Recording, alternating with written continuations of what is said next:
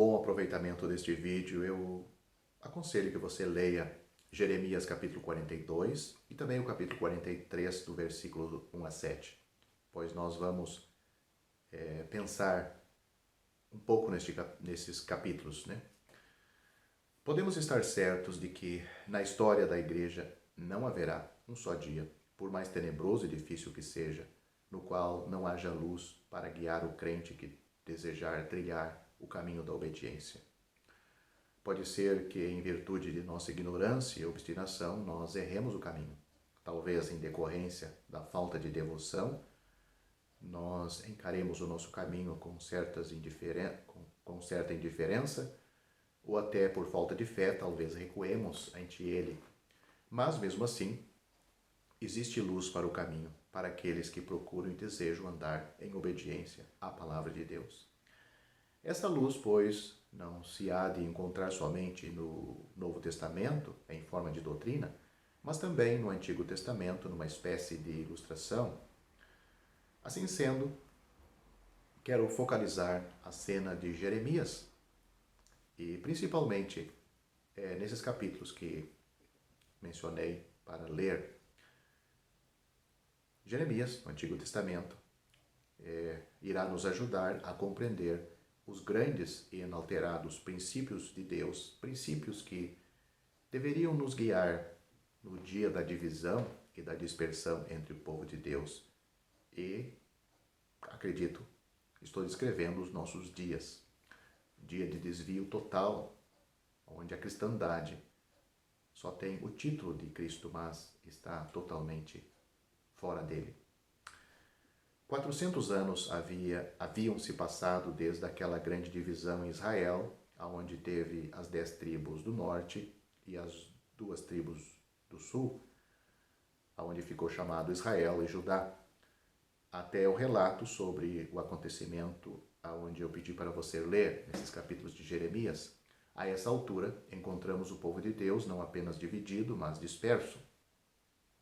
Já 130 anos havia se passado e as 10 tribos haviam sido levadas ao cativeiro para se perderem entre as nações. Repetidos cativeiros fizeram minguar as fileiras de Judá, até que o reino como tal deixara de existir. O remanescente do povo de Deus, no entanto, ainda se encontra na terra do Senhor.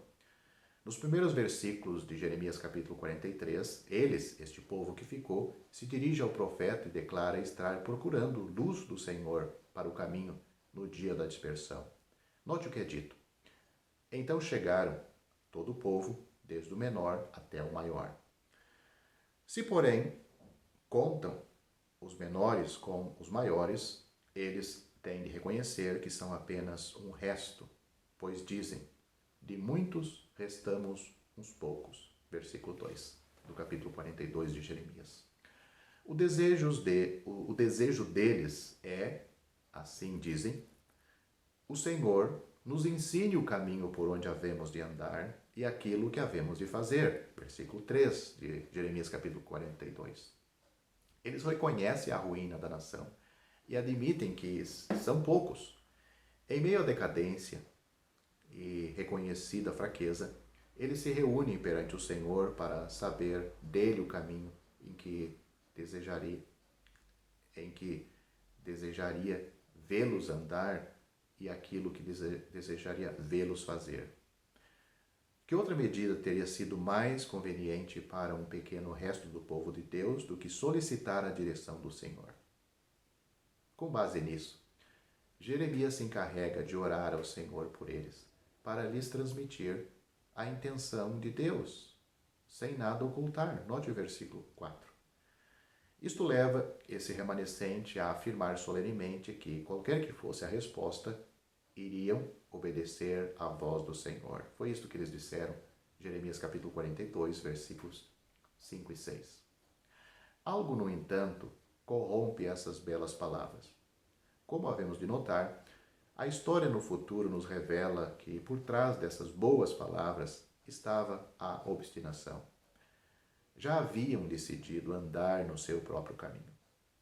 A porfia da carne se denuncia pelo seu voto de quererem obedecer ao Senhor, o que denota autoconfiança. Quantas vezes, depois desse dia, a carne se manifestou por meio de palavras que produziam autoconfiança e que denunciavam obstinação do coração? Não há hoje os que também dizem, tal como o remanescente, dá-nos a Escritura, dá-nos a palavra do Senhor e queremos sujeitar-nos a ela? Tememos que por trás de tais palavras bonitas se oculta a porfia. Contudo, Jeremias se dirige ao Senhor e obtém, ao cabo de 10 dias, uma resposta. Durante os 10 dias, ele, Jeremias, aparentemente não se relacionou com o povo, não se atreve a dar uma sugestão própria sobre como deveriam andar ou o que deveriam fazer. Ele espera, Jeremias espera, por determinações claras do Senhor. É isto que vemos no versículo 7 do capítulo 42. O caminho do Senhor é bastante explícito. Se estes poucos restantes desejam ser edificados e firmados, se eles querem usufruir da presença do Senhor em seu meio e das suas misericórdias, então há uma condição a satisfazer. Eles têm que ficar habitando nesta terra. É isto que Deus tem para dizer para eles. Por maior que fosse a decadência, por mais completa que fosse a ruína, Deus ainda assim concederia bênção ao remanescente, aos poucos dentre os muitos, enquanto permanecessem naquele terreno reservado por Deus para o seu povo. Embora o seu rei, o rei de Judá, e os seus guias, e também incluindo do norte o rei de Israel, embora os reis tenham fugido, todos eles foram levados cativos, embora a casa do Senhor tenha sido reduzida a cinza e os muros de Jerusalém tenham sido derrubados, note, por exemplo, o capítulo 52 de Jeremias, versículos 7, 8 e o 13, não obstante a isso, ainda haveria bênção para os que ficassem na sua terra. O país era um lugar designado para todo Israel, mas, que pena, a grande maioria havia sido levada cativa e tinha se perdido no meio das nações, mas toda a bênção para os poucos dependia da permanência na sua terra. Versículos 9 a 12 do capítulo 42 de Jeremias. Ante esse relato sobre o povo e sobre a ocorrência há muito passadas, parece-me um instante, nós podemos parar um instante e perguntarmos se tudo isto não contém algum ensinamento para nós nestes dias de tão grande fraqueza e desleixo. Procuremos então conhecer o caminho que devemos andar e aquilo que devemos fazer em meio às divergências e às dispersões entre o povo de Deus. Não consiste, porventura, o grande ensinamento em que, por maior que seja a ruína, quão dividido e espalhado o povo de Deus esteja, sempre haverá bênção para aqueles que, apesar de tudo, ainda perseveram em favor do povo de Deus e da terra de Deus? Por outras palavras, o caminho da bênção, apesar de toda a decadência, é andar na luz da verdade, válida, aliás, para a igreja toda. É também rejeitar qualquer outro fundamento. Nenhuma falha de nossa parte pode nos isentar da responsabilidade de andar e agir de conformidade com a verdade da Igreja de Deus, seja sob o aspecto local, seja sob o aspecto universal. Os princípios da Igreja ainda têm todo o seu vigor, tal como se nos acrescentam na primeira epístola aos Coríntios. É como alguém disse, não está em nós imitar o conteúdo destes capítulos ou querer fazer o papel dos coríntios como se possuíssemos todos os dons havidos entre eles. Não devemos arrogar que sejamos a única luz do lugar como foi a igreja de Corinto, mas nós temos que possuir a fé necessária para reconhecer que a dispersão dos crentes ou juízo sobre a igreja não significa a retirada do Espírito Santo. Nós, no nosso lugar e na nossa redondeza, temos de nos apegar aos princípios de Deus. Talvez nem devêssemos esperar que coletivamente tivéssemos alguma força. Esta existiria se não tivesse vindo o juízo de Deus sobre a igreja. Por outro lado, assim como não deveríamos abandonar princípios por causa da corrupção em nosso redor, também não deveríamos deixá-los por causa de frustrações sofridas em meio ao esforço para preservar esses princípios. Deus seja verdadeiro, mas todo homem mentiroso. É isto que diz as Escrituras. Não devemos desistir de uma regra ou de um princípio pelo fato de ser ele fortemente atacado ou combatido pela maioria e até mesmo na cristandade, e nem porque se realiza em fraqueza. O princípio sobrevive a 1000 tentações frustradas de mantê-lo.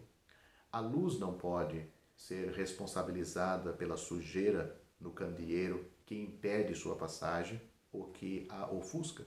Embora eu esteja preocupado e me sinta desiludido pelo fato de a luz ter estado, de certa forma, debaixo do alqueire, devo lembrar que esta luz continua sendo o que é capaz de iluminar a todos os que estão na casa. Se agora nos voltamos a relatos sobre o restante dos dias de Jeremias, constatam que ele contém para nós tanto uma advertência quanto um ensinamento. Após haver-lhes transmitido a palavra do Senhor, após Jeremias ter transmitido a este pequeno remanescente que procurou ele, pedindo orientação, direção do Senhor, então, após Jeremias ter lhe falado, passa a transmiti-lo como advertência. Note os versículos 13 a 17. Quando o restante dizem, não queremos ficar nesta terra, tememos que se o fizermos, isso significa significa para nós guerra e constante advertência através do sonido da trombeta e talvez até falta de pão. Por isso pretendemos deixar esta terra e fugir dessas coisas. Então, são advertidos de que exatamente essas coisas das quais estavam procurando fugir, os alcançaria. E há mais, ao invés de possuírem o Senhor em bênção ao seu lado, atrairão sobre si a mão do Senhor em seu governo. Eles, diz o Senhor, não escaparão do mal que trarei sobre eles. Versículo 17. Isso não é porventura para nós uma advertência? Não nos cansamos por vezes do caminho de Deus e procuramos uma opção mais fácil em alguma das organizações criadas pelo homem? Organizações que, graças a princípios e métodos mundanos, pouparão muitos exercícios para a nossa fé. Existe uma acomodação nesses meios organizacionais dos homens. Muitos estão lá e não saem porque estão acomodados. Sabem que estão errados, sabem que aquela organização é errada, mas não têm coragem suficiente para abandonar aquilo. Não nos cansamos, às vezes, em face de constantes lutas para manter a verdade e não recuamos também ante a possibilidade de iminente perigo? Não estamos tentados a dizer, quando nos vemos expostos a constantes lutas, tememos morrer espiritualmente? Não somos, às vezes, dessa maneira, fortemente oprimidos pelo tentador, induzidos a abandonar a verdade de Deus para a sua igreja? Ante esses argumentos que podem surgir dentro do nosso próprio coração ou nos ser apresentado por outros, lembremos-nos da advertência do Senhor dirigidas ao remanescente nos dias de Jeremias. Em primeiro lugar, é certo que se dermos um passo errado para escapar de apuros, estaremos justamente no caminho mais certo para entrar neles. Abandonar a base determinada por Deus para escapar das dificuldades inerentes ao caminho da fé não há de nos... melhor dizendo, isso há de nos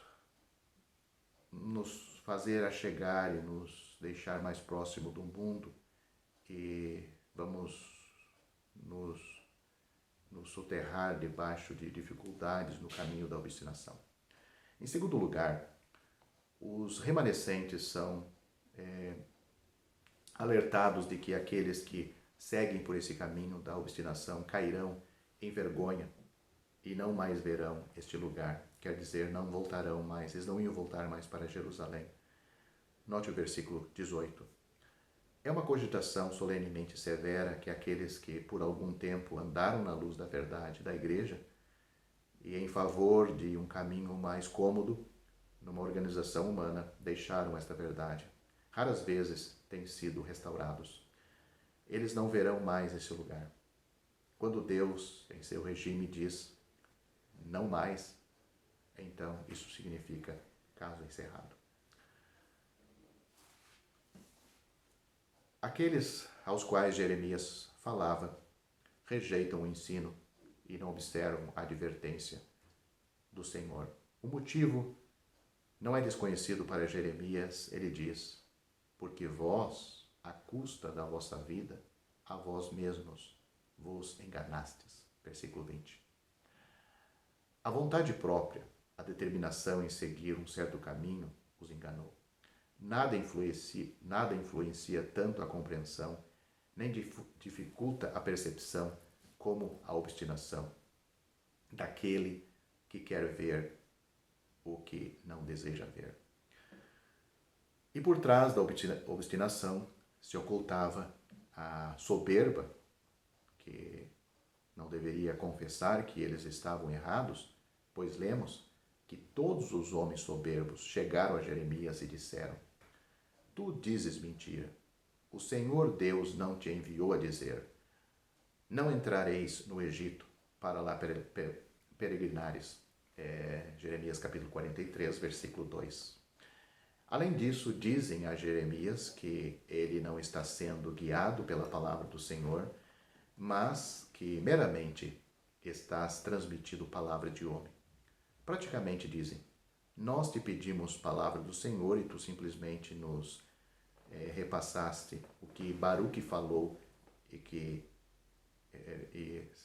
se quisermos obedecer ao que tu nos dizes, isto nos levará à servidão. Capítulo 43, versículos 1 a 3. Assim, enganados em seu coração pela porfia e soberba, se desviam do ensinamento do Senhor e erram o seu caminho. Deixam a base determinada por Deus para o seu povo, escolhem um caminho segundo o seu belo prazer e não mais veem este lugar.